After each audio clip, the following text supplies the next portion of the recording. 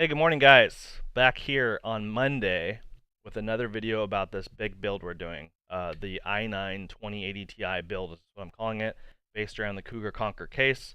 And today we're going to talk about picking out memory. In the last video I did, I said I was going to reuse my G.Skill memory, but we're not going to do that. We're actually going to use some higher clock stuff.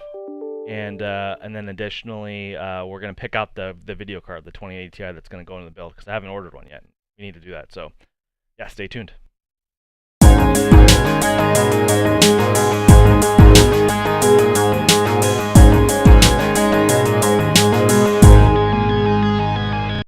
All right, guys. Let's talk about the memory first. Try to get through that real quick. I'm going to just show you the process that I went through on how I picked the memory. So you guys, if you're new to shopping for parts, you might need some tips, things like that. So I do like using Newegg as my place to find the memory I want, and then usually I'll kind of shop around a little bit extra for a good deal outside of that.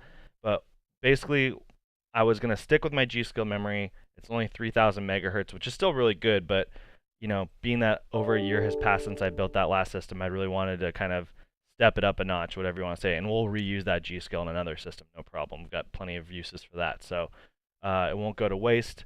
But I wanted something more like 4,000 plus megahertz, and so what I did is I went on Newegg and they have a desktop memory search thing, so you can just go into components and then select desktop memory, and then there's a sidebar here.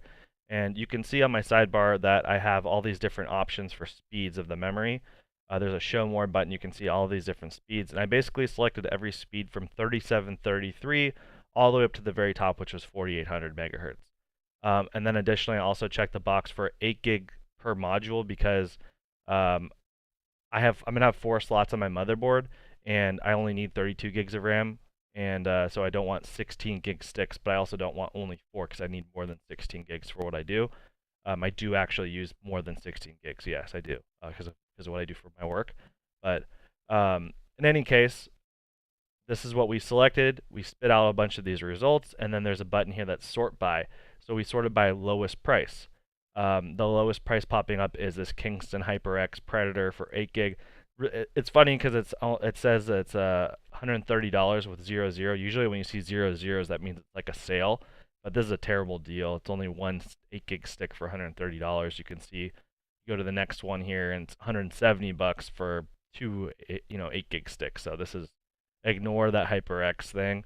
But here at the bottom of the high end, these are the high end speeds, but the bottom of the high end speeds, we see it's mostly Patriot and Team Group competing with each other. I actually am a big fan of Patriot. I've used a lot of their memory, and in fact, we do a lot of testing motherboards in-house. Some motherboards are very picky about which brands they'll work with.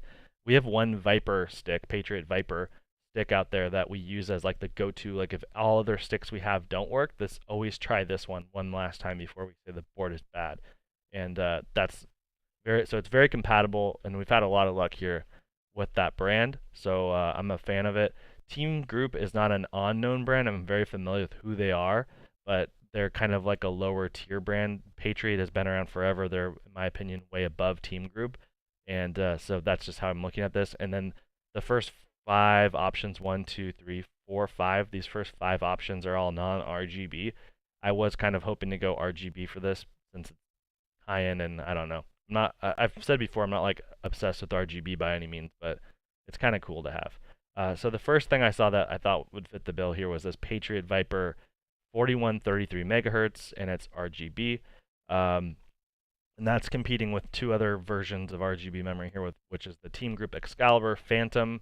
Not a big fan of how this looks, and I would, like I said, I'll take Patriot every time over Team Group. And then there's G.Skill, I don't know if I pronounced it right, and they have their own RGB memory here, and also not a fan of how this looks. And by the way, the Patriot Viper here is actually faster than the Phantom Gaming right here. So I'm like, okay, I really like this. Let's see, get a little bit more look at the pictures and stuff like that. So I'm actually a big fan of how this looks from the top. I'm looking forward to seeing how it's going to turn out in the build. It looks pretty cool. And then before I bought this from Newegg, so it's $190 plus $1 shipping here on Newegg, I was like, well, let's just double check and make sure that the cheapest. And what I did is I went on Google, I threw in that part number, And I'm like, oh wow, Amazon is selling the same memory. Let's see what they're selling it for. And they're selling it for 185. $5 cheaper, but not only is it $5 cheaper, but it's faster shipping with Amazon Prime. So I bought two kits of this memory.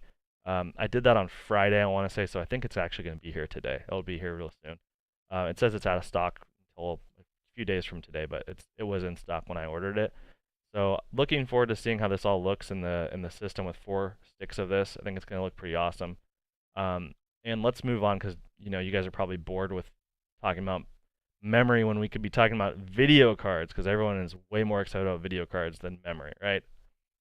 That's what I assume. I'm always way more excited about video cards. So I have a bunch of tabs open here with different video cards in my thought process. So my goal was to get a video card that was custom made by the manufacturer with like a really cool water block. So it needs to be water block ready to go into a custom water loop. And so a lot of different brands offer this. So here's EVGA's version.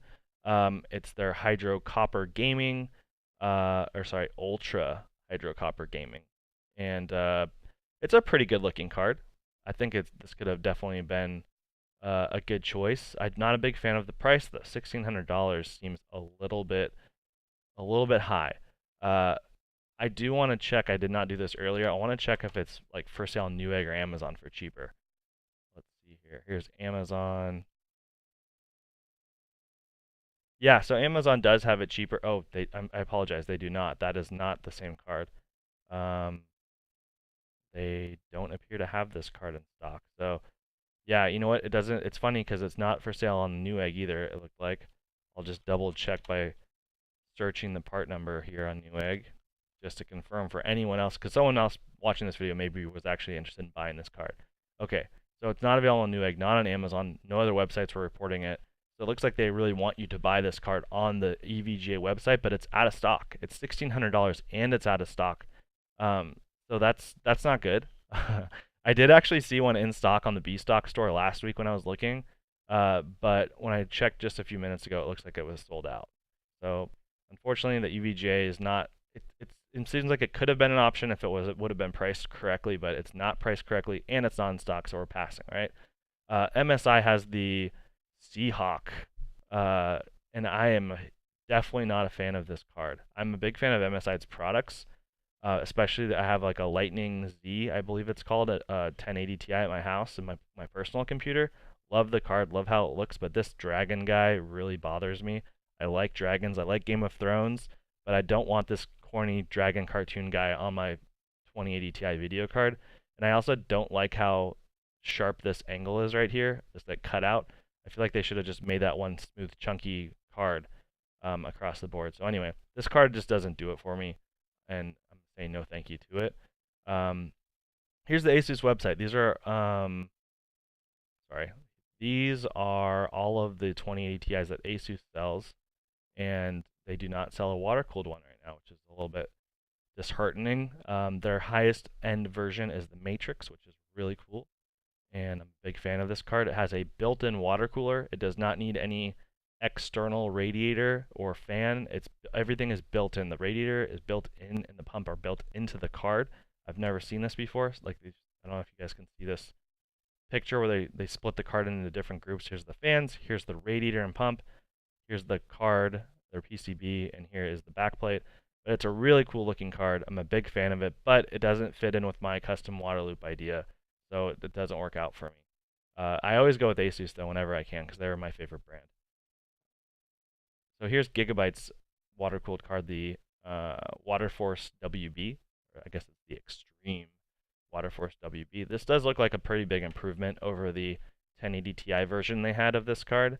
It almost looked the same, but it was like orange only. I don't think you could change the colors on it. I know that 1080 Ti one that was water block did have some problems. So I was actually thinking about getting that at one point instead of the Poseidon that I bought, but because I read a lot of reviews saying they had problems, I did not order that card. But this is a good idea, or a good card, but I decided to not go with this one either. And this is actually, it's pretty reasonably priced. It's $13.50. So for a custom water-cooled card, that's a pretty good price. It's still a lot of money though. Here's Galax. I'm just showing them to you guys because they're a really good brand. They're not in the United States. They don't sell in the United States anymore. They used to be called Galaxy. Now they're just called Galax, and they make really, really good quality cards. But as I said, they don't sell in the US, but usually you can buy them from their online store, even here in the United States. And I've done that many times.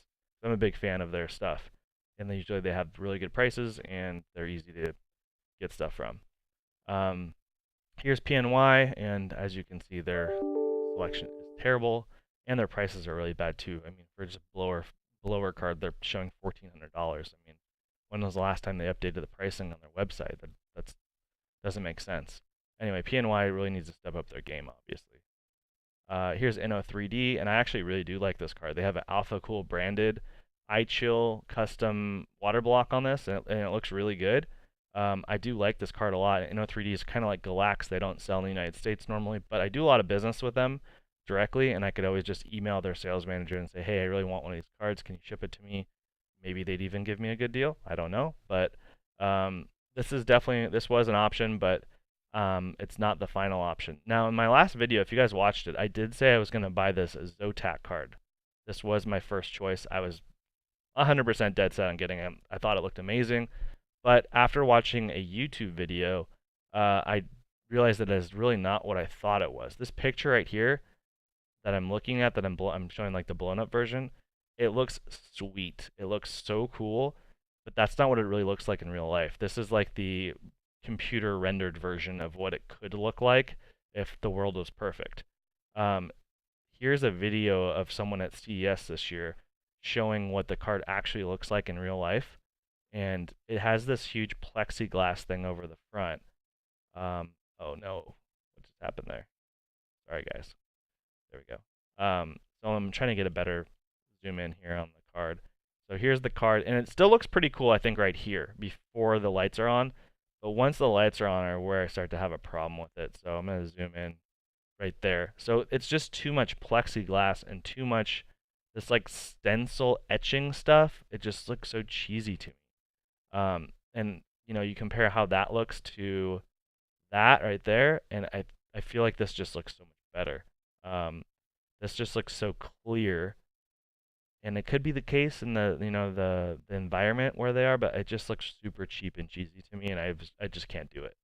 It's not for me. If the whole card had more of this type of like stealth gray parts on it, then it would be more for me, and if it had less of this etching stuff, then I would like it better. So basically what I saw was that the card I thought was the best choice for me was also probably, which is the EVGA, was probably priced a little bit too high. I felt like to be fair price, and it was out of stock, and I wanted to get something sooner than later. So I figured, well, we have some 2080 Ti's in stock right now. They're the ASUS Turbo cards, which are not the sexiest card for the type of build I have, but I could throw a water block on it. So I said, hey, what is ECABE making right now?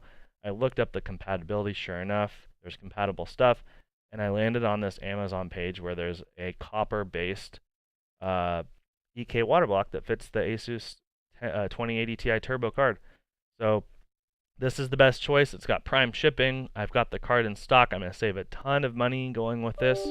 And then on top of that, we can do a really cool video where we install it, and you guys can watch us install a 2080 Ti water block onto a card. I think that's actually going to be kind of fun for you guys. So this is the final decision. I am going to be ordering this today, and that's that. I was just showing you guys here too that they make different versions, and Newegg had the best price for the nickel block.